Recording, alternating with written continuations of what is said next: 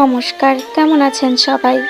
আজ ছিল জ্যৈষ্ঠ মাসের ফলহারিণী অমাবস্যা। প্রতি অমাবস্যাতে আমাদের মায়ের মন্দিরে ঠান্ডা পূজা দেওয়া হয়। তাই অমাবস্যার এই পুণ্যতিথিতে ইচ্ছে করলো মাকে একটু মালা পরাই।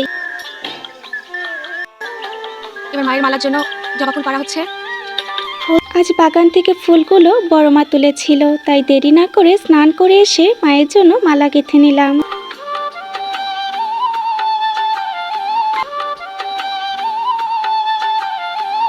ফলহারিণী অমাবস্যা হলো চন্দ্রগ্রহণের পরে যে অমাবস্যা হয় সেটিকে বলা হয়।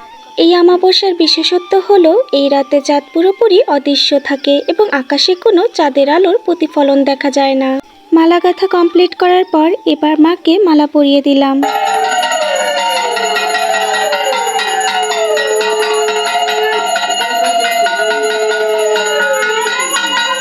মাকে মালা পরানোর পর এখানে শিব ঠাকুরকেও মালা পরিয়ে দিলাম। অমাবস্যার এই পুণ্যতিথিতে মাকে মালা পরে কেমন লাগছে অবশ্যই কমেন্ট করে জানাবেন। এই জ্যৈষ্ঠ মাসের অমাবস্যাতে মা পূজিত হন ফলহারিণী রূপে, অর্থাৎ যিনি অশুভ ফল হরণ করেন।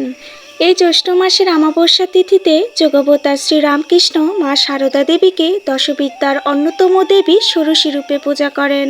শাস্ত্রে আছে জ্যৈষ্ঠ মাসের ফলহারিণী অমাবস্যা তিথিতে মা কালীর পূজা করলে ভক্তদের অশুভ ফল নাশ হয়। তাহলে বন্ধুরা, আজ এই পর্যন্তই। আজকের এই ভিডিওটি তোমাদের কেমন লাগলো অবশ্যই কমেন্ট করে জানিও।